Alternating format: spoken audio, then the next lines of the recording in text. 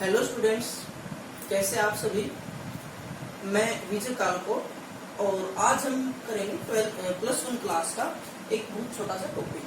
कुछ टर्म की हम यहाँ पर आज क्या है डिफाइन करेंगे। एटॉमिक मास, फर्स्ट क्या है atomic mass, average atomic mass, molecular mass and formula mass. तो एटॉमिक मास क्या था, क्या स्टार्टिंग में साइंटिस्ट क्या देख रहे थे, जो हाइड्रोजन है उसका मास इन्होंने क्या दिया 1। हाइड्रोजन का मास दिया है इन्होंने क्या है स्टार्टिंग में 1 और इसके आगे कुछ भी यूनिट नहीं लगाया। उसके बाद क्या है 1916 में international union of pure and applied chemistry IUPAC ये डाटा थोड़ा चेंज कर दिया, यानी कि एक बहुत ही स्टेबलर एटम देखा इन्होंने C12 कार्बन 12 एटम है ये, और इसके क्या किए इन्होंने एग्जैक्ट 12 पार्ट्स कर दिए, 12 पार्ट्स। और इसके 8 पार्ट्स को इन्होंने क्या कहा, इसके C12 के 1 पार्ट यानी 12 पार्ट्स किए, और इसका जो क्या है 1/12 पार्ट्स हुआ, 1 पार्ट हुआ यानी कि 1/12। उसको इन्होंने क्या कहा AN एटॉमिक मास यूनिट, जो आगे चल के क्या है U से रिप्रेजेंट करने लगता है यूनिफाइड मास। तो चलिए गाइस पहले देखते हैं ANU, उसके बाद क्या है ये टर्म डिफाइन करेंगे।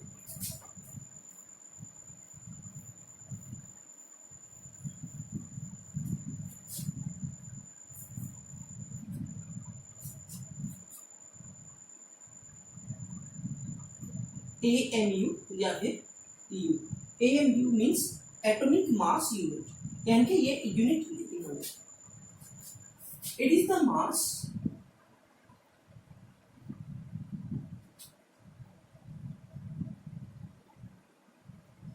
exactly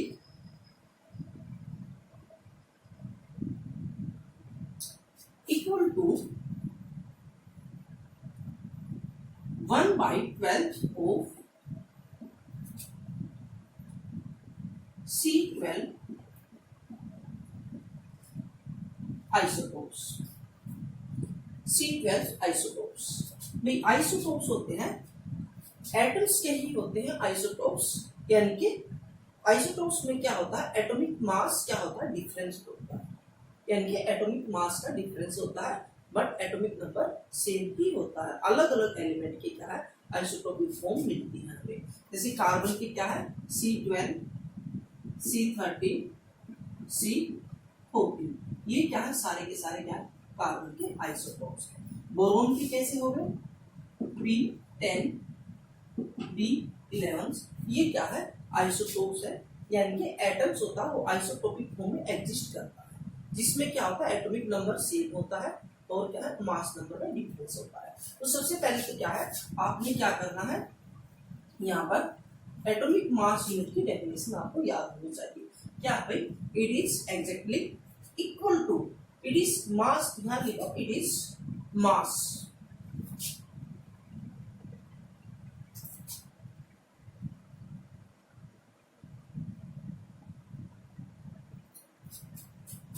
it is mass exactly equal to, ये वो मास है जो क्या है exactly equal to 1/12 of C12 isotope, right. उसके बाद क्या है ग्राम के साथ अगर क्या आप इसका कंपैरिजन कर रहे हो तो क्या है 6.022 into 10⁻23 AMU में 1 ग्राम, और 1 AMU में कितना होगा यहां से आप निकालो 1/6.022 into 10⁻23, यानी कि इसको आप क्या है सोल्व कर दो, क्या हो जाएगा 1.66056 into 10⁻⁻24 ग्राम। इसके अंदर होते हैं एक एटॉमिक मास यूनिट के अंदर कितने ग्राम होते हैं। तो उसके बाद क्या है, चलिए अब हम करते हैं atomic mass. What is atomic mass, यानी कि क्या है, वो एग्जैक्टली एटॉमिक मास नहीं लेगा, रिलेटिव एटॉमिक मास लेता है। कैसे,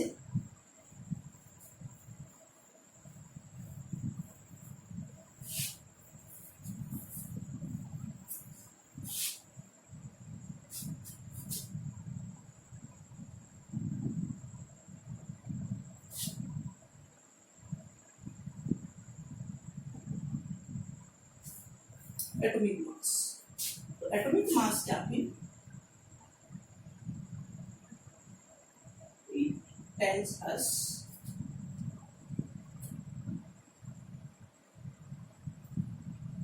how many times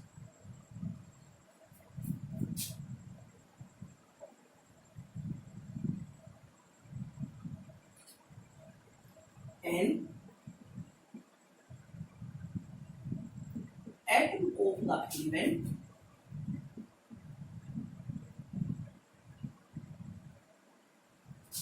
is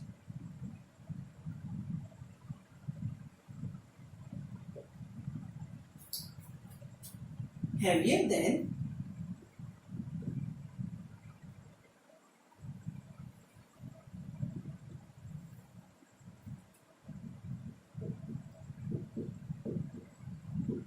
1/12 of C12 atom।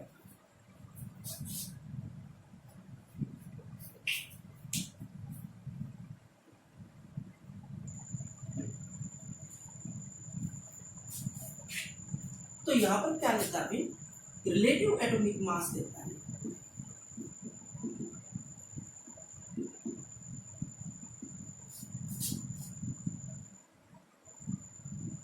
Relative atomic mass ये क्या होता है, mass of an atom of the element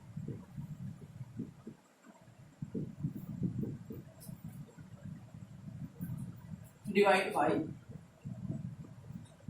1/12 of 1/12 mass of C12 atom। For example hydrogen का रिलेटिव मास क्या होगा, relative mass of hydrogen, relative mass of hydrogen क्या होगा, जैसे हाइड्रोजन का एग्जैक्ट मास होता है 1.6736 इंटू 10⁻⁻²4।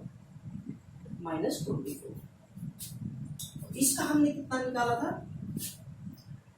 1.6656 इंटू 10⁻24 ग्राम में लेंगे हम इसको। उसके बाद क्या है, ये भी ग्राम है और क्या ये भी ग्राम, ये कितनी ग्राम का हाइड्रोजन का मास था और उसको हमने क्या है इससे डिवाइड कर दिया 1/12 ऑफ C12 एटम से। जैसे अब हमें ग्राम तो कितना आ जाएगा भाई 1.0078 और जो ये आएगा AMU एटॉमिक मास यूनिट। इसको हम कैसे ले लेते हैं 1.008 U लिख सकते हो आप इसको यूनिफाइड मास। तो इस तरह से क्या है ये एटम का रिलेटिव एटॉमिक मास लेकर सकते हैं, राइट। इससे आगे हम क्या है हम करेंगे अब एवरेज एटॉमिक मास। एवरेज एटॉमिक मास क्या, इसको नोट करो जल्दी, हो गया।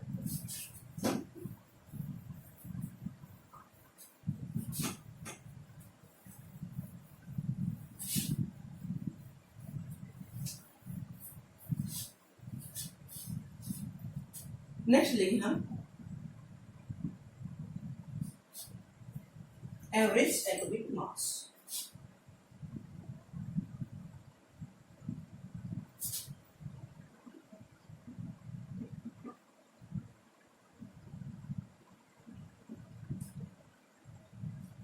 एवरेज एटॉमिक मास। तो देखिए गाइस, आप जैसे कि जानते हैं कि एटम क्या है, आइसोटोपिक फॉर्म में एग्जिस्ट करता है, और उस एटम की क्या है जो आइसोटोपिक फॉर्म में एग्जिस्ट करता है, यानी आइसोटोप का मीनिंग ही क्या है, एटॉमिक नंबर तो सेम है बट क्या है, मास नंबर डिफरेंस होता है, यानी कि उनका क्या है, एटॉमिक मास डिफरेंट होता है आइसोटोपिक फॉर्म में। तो उसकी जो एग्जिस्टेंस होती है वो हम एवरेज एग्जिस्टेंस के अकॉर्डिंग एवरेज निकाल लेते हैं। तो या तो रेशो देगा, जैसे क्या है वो कुछ ऐसे दे देते C12 आइसोटोप और क्या C13 isotopes existing 2:1, right. Calculate the average atomic मास। या फिर कैसे दे सकता है, परसेंटेज दे देगा। यहाँ पर दो तरह से क्वेश्चन दे सकता है, या तो परसेंटेज देगा या फिर रेशियो में देगा। तो हम दोनों लेकर चलते हैं, एक बार निकाल के देखते हैं। अगर इनका इस तरह से वो दे रहा है, यानी 2:1 में एग्जिस्ट कर रहे हैं कहीं भी किसी भी इन्वायरमेंट में, तो उसके अकॉर्डिंग क्या है, आपने क्या एवरेज एटॉमिक मास निकालना है। तो इसमें आप क्या करोगे, जो C12 है पहले वाले का, इसको C12, इसके मास को आप क्या करोगे, यहाँ पर जो ये 12 है और ये रेशो, इसको इस मास से क्या करोगे, मल्टीप्लाई 12 इंटू 2 प्लस फिर सेकंड वाले के मास को 13 इंटू 1 और नीचे क्या लिखोगे आप, डिवाइड बाय टोटल, जो रेशो का टोटल है वो 3, यानी कि 2 + 1 3 हो गया। तो आप इस तरह से क्या है इसको कैलकुलेट कर लो। यहाँ पर क्या है, क्या आ जाएगा, एवरेज एटॉमिक मास निकल जाएगा। तो कितना हो गया ये, एक बार करते हैं, 24 + 13, ये हो गया 3। तो आप इसको ऐड करोगे तो ये हो गया 7 और 3/3 और ये आ गया 12.0 समथिंग, कुछ इतना आ जाएगा। और ये क्या है, अगर AMU में दे रहा है तो क्या लिखोगे आप, एटॉमिक मास, राइट। MP यहाँ पर क्या 8 आता है, और कुछ ऐसे आ जाएगा। तो यहाँ पर क्या है, इतना क्या आ गया हमारा average atomic mass of carbon. Second example क्या है, इस तरह से कह सकता है, उसके लिए क्या, फिर आप क्या है, अगर परसेंटेज में निकालना है तो परसेंटेज में भी क्या है, आपको परसेंटेज देगा। तो आप उसके लिए कैसे करोगे, एक फॉर्मूला बन जाएगा यहाँ पर हमारा, यानी कि अगर हमारे पास क्या है, दो आइसोटोप है A एंड B, तो आप क्या करोगे, percentage of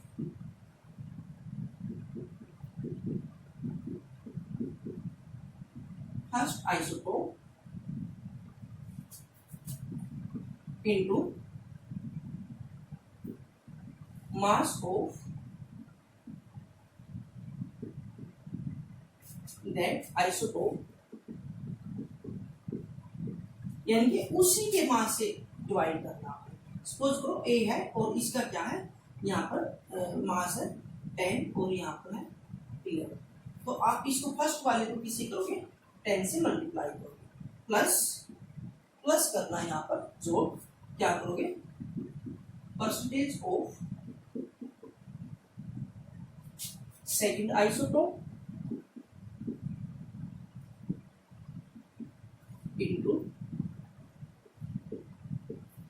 mass of that, या फिर क्या है, आप यहाँ पर क्या लिखो, सेकंड ही लिख दो, सेकंड आइसोटोप डिवाइड बाय 100, और ये क्या आ जाएगा, एवरेज मास। ये क्या आ जाएगा गाइस, एवरेज मास। चलिए इसके ऊपर एक क्वेश्चन लेते हैं, क्वेश्चन किस तरह से दे सकता है, एक क्वेश्चन ले लेते हैं यहाँ पर।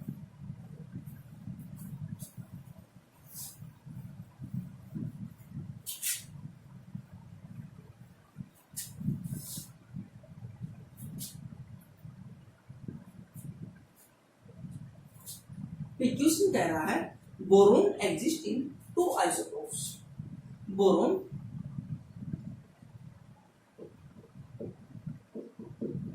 exist in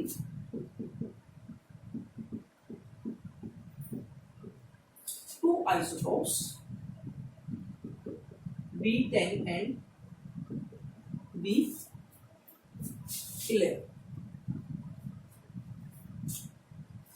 and average atomic mass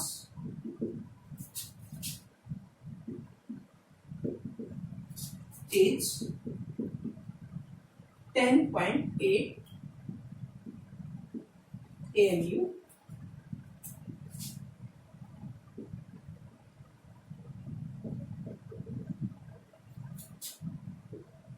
calculate the percentage of existence of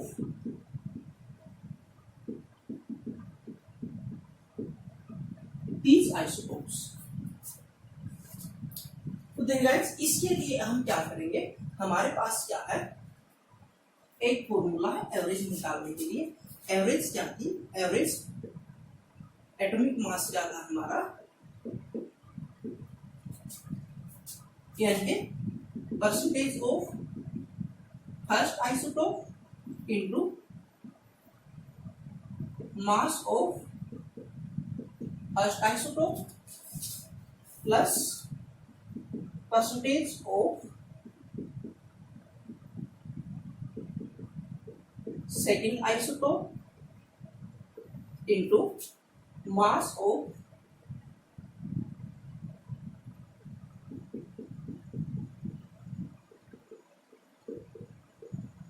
second isotope divide by 100। ये हमारा फॉर्मूला। तो इससे हम क्या है, इसे हम एवरेज एटॉमिक मास कैलकुलेट कर लेंगे इस तरह से।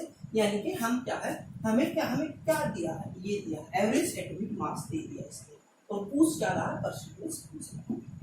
फर्स्ट का मास हमें पता है 10, सेकंड का मास हमें पता है 11। तो हम क्या करेंगे, परसेंटेज कंपोजिशन को अज्यूम कर देंगे, लेट कर देंगे। तो यहाँ पर क्या करेंगे, let percentage of first isotope is X, then X percent every first, then percentage of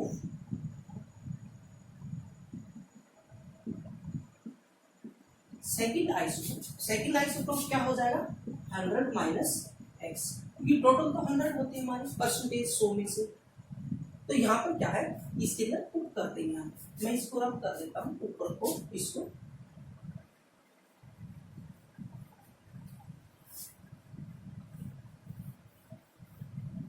यहाँ पर हम निकालें। तो हमारी क्या है, फर्स्ट वाली क्या है, ये एवरेज कितना दे रहा था वो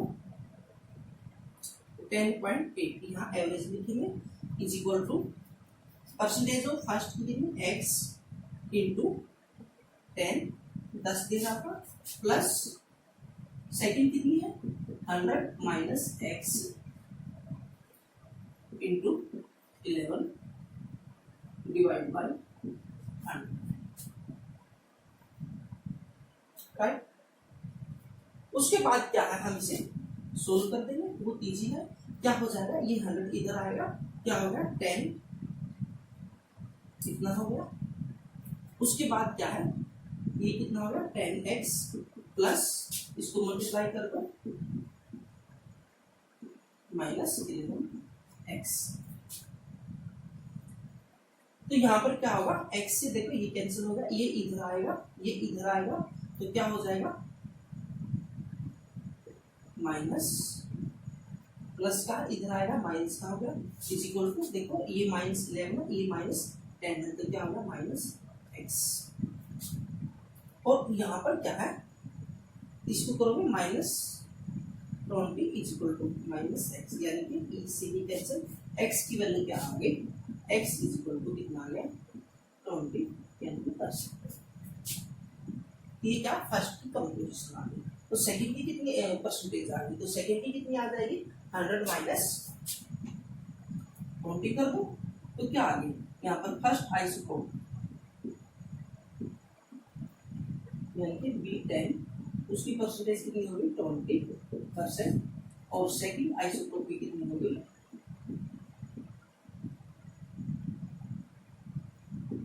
B11 कितनी होगी 20%, 100 माइनस 20 80%, ये हमारा आंसर आ गया।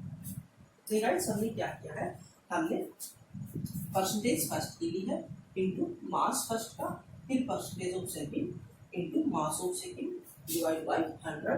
उसके बाद क्या हमने यही लिखा x की हम क्या 1 यानी फर्स्ट की x मान रहे हैं, यहाँ पर क्या सेकंड की क्या होगी 100 माइनस x, इसको पुट करते हैं, उसके बाद क्या है वैल्यू इसको हमने सोल्व कर दिया, तो क्या आंसर आ गया। चलिए गाइस एक क्वेश्चन और ले लेते हैं इसके ऊपर।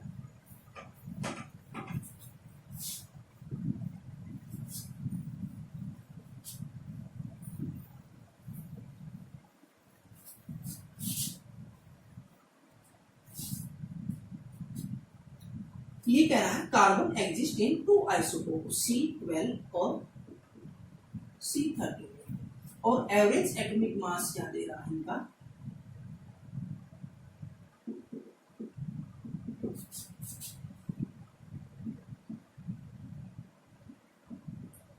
12.011, ये क्या एवरेज एटॉमिक मास, तो परसेंटेज कंपोजिशन निकालनी है, तो बस बहुत सिंपल है, उसी तरह से क्या था हमारा average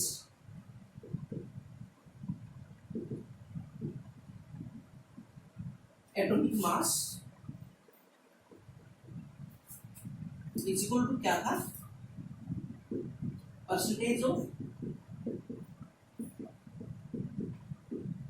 first isotope into mass of first isotope plus percentage of second isotope into mass of second isotope divide bye,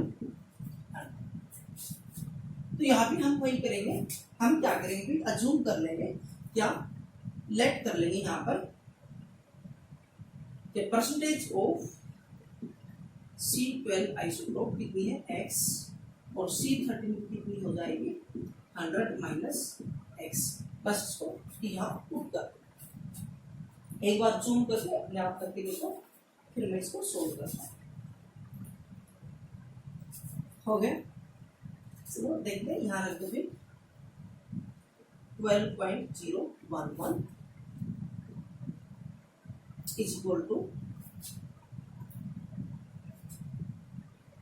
x into 12 plus 100 minus x into 13,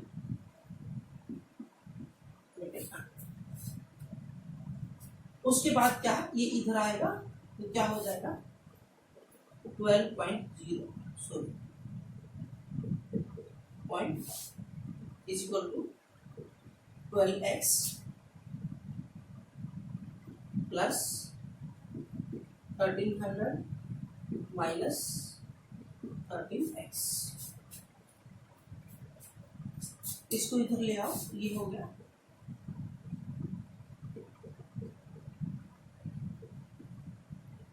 is equal to minus x, तो इसमें से ये minus कर दो, कितना हो जाएगा 98.9,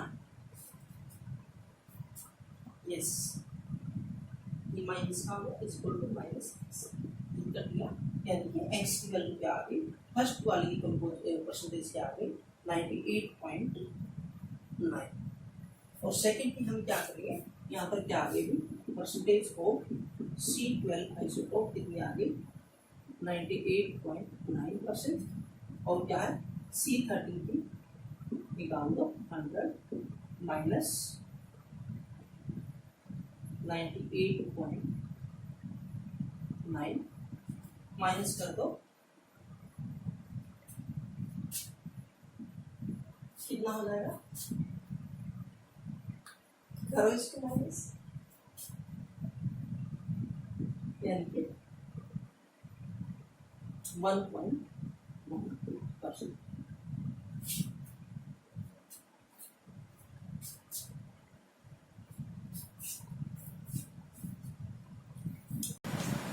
तो चलिए गाइस नेक्स्ट करते हैं मोलर मोलिकुलर मास, मोलर नहीं molecular mass.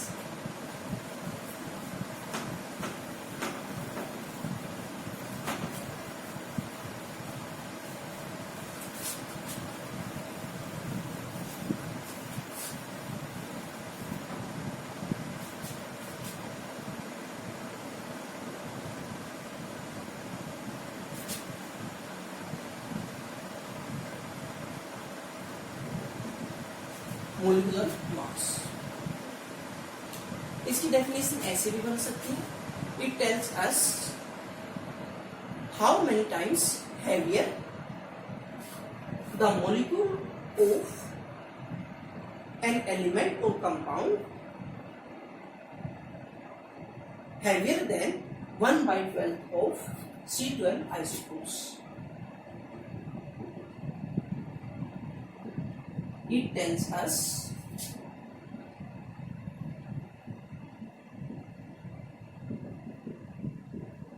how many times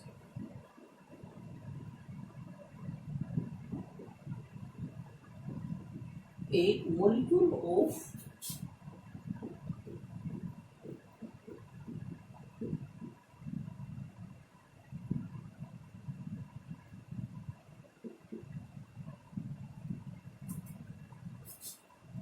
the element or compound is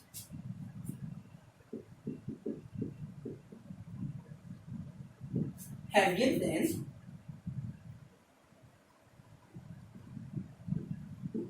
mass of 1/12 of C12 atom। Guys इसकी करेक्ट डेफिनेशन यही होगी, it tells us how many times a molecule of the element, किसी भी element का molecule या फिर compound is heavier than, कितना heavier है, than mass of 1/12 of C12 isotopes. ये भी बहुत इंपॉर्टेंट है, आपने कहना है कि मैंने पहले बताया था जो कार्बन 12 था उसके क्या 12 पार्ट कर दिए थे, और उसके एक पार्ट यानी कि जो 12वां हिस्सा है उसके इक्वल यानी कि उससे कंपैरिजन कर रहा है ये, या फिर आप क्या सीधे कह सकते हो it is the sum of algebraic sum कर लो, it is the algebraic sum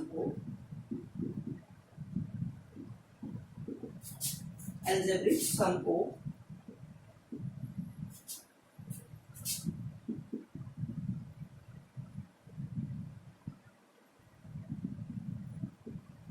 mass of all atoms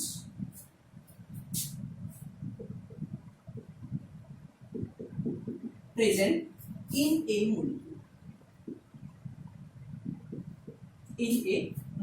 भी एल्जेब्रिक सम के इक्वल होता है। जैसे कोई भी मॉलिक्यूल हम ले लेते हैं, एक ही मॉलिक्यूल ले लेते हैं इज इक्वल टू ग्लूकोज ले लेते हैं C6H12O6, तो इसमें जितने एटम है उनके एटॉमिक मास का सम भी होता है।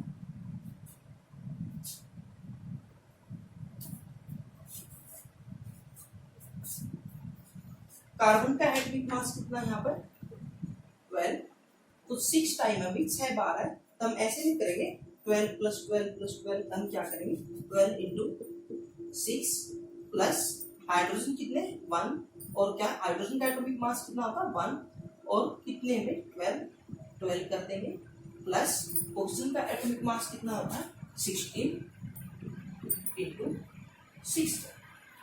तो यहाँ पर कितना हो गया, ऐड करो,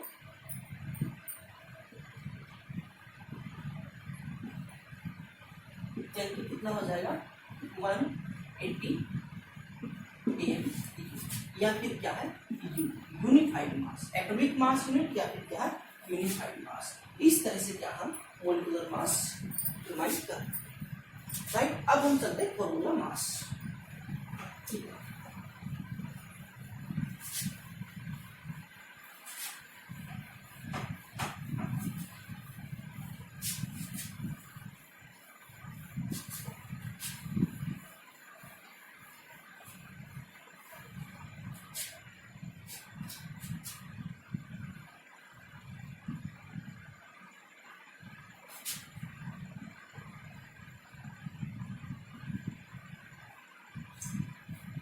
तो देखिए गाइस, फॉर्मूला मास में क्या होता है, जो आयनिक सॉलिड होते हैं, आयनिक सॉलिड,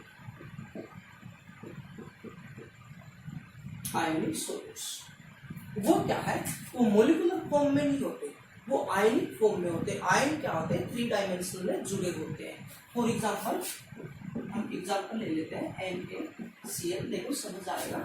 जो NaCl क्या होता है, सॉलिड, ये एक आयनिक सॉलिड है और ये क्रिस्टल की फॉर्म में मिलता है ऐसे, Na plus Cl negative, Na positive, Cl negative, ये प्लस, ये क्या है Na पॉजिटिव और ये क्या Cl नेगेटिव। यहाँ इसके नीचे Cl नेगेटिव, यहाँ Na सोडियम, यहाँ क्लोरीन, यहाँ क्या है सोडियम आयन और यहाँ क्या है क्लोरीन आयन और यहाँ क्या है सोडियम आयन।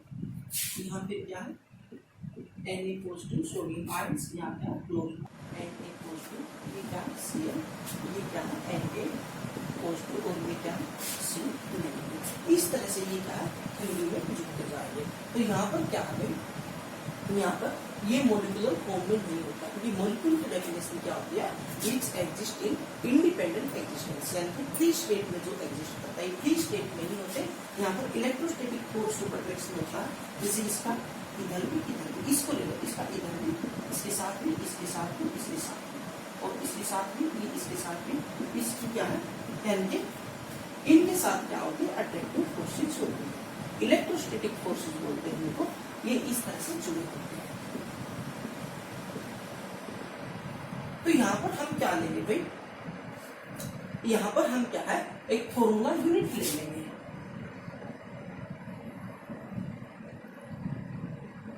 फॉर्मूला यूनिट, और उस यूनिट में क्या है वो आयंस ले लेंगे जो एक दूसरे को कंप्लीट न्यूट्रलाइज कर देते हैं, जो एक दूसरे को कंप्लीट यानी कि उसके चार्ज को कंप्लीट न्यूट्रलाइज कर देते, सेटिस्फाई कर देते हैं। जैसे क्या है sodium positive plus Cl negative, देखो 1 चार्ज यहाँ पर है, ये क्या है यहाँ पर भी 1 चार्ज है, तो इसका फॉर्मूला क्या बन गया यहाँ पर NaCl। अगर मैग्नीशियम होता, मैं इसको साफ कर देता हूँ, यहाँ भी जुड़ा हुआ था। अगर ये होता Mg2 पॉजिटिव प्लस Cl, तो यहाँ भी आपने क्या करना है, यानी कि इसकी क्या मैग्नीशियम क्या है 2 पॉजिटिव है और यहाँ का क्लोरीन के ऊपर एक ही चार्ज है, तो यहाँ पे क्या 2 आ जाएंगे, 2 क्लोरीन इसको सेटिस्फाई करेंगे। तो इसका क्या फॉर्मूला यूनिट क्या बन जाएगी MgCl। तो इस तरह से क्या है इसको हम कहते हैं फॉर्मूला यूनिट। तो इसका क्या होगा फॉर्मूला मास होगा, इसको मोलिकुलर मास नहीं कहेंगे क्योंकि मोलिक्यूल नहीं होता भाई, मोलिक्यूल क्या होता है वही होता है जो क्या है जिसका एग्जिस्टेंस क्या होता है फ्री होता है, जो फ्री स्टेट में होता है। तो यहाँ पर क्या है इसकी डेफिनेशन क्या बन जाएगी भाई, it is the algebraic sum of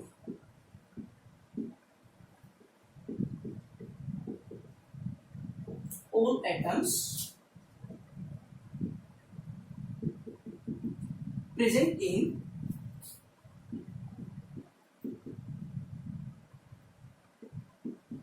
one formula unit। ये देखना भी आपने present in 1 formula unit. For example इसका ले लेते हैं NaCl का। NaCl अब सोडियम का कितना मास होता है 20, 3 प्लस क्लोरीन का कितना होता है 35.5, तो कितना हो गया अभी ये 5 ANE। तो इस तरह से क्या हम गाइस फॉर्मूला यूनिट मास क्या है फॉर्मूला मास कैलकुलेट कर लेंगे।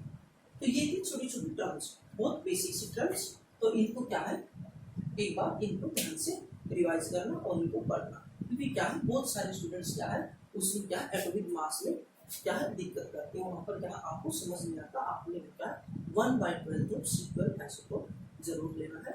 तब तक आप क्या है आप इसको रिवाइज कीजिए और इसी का लर्न कीजिए। Thank you.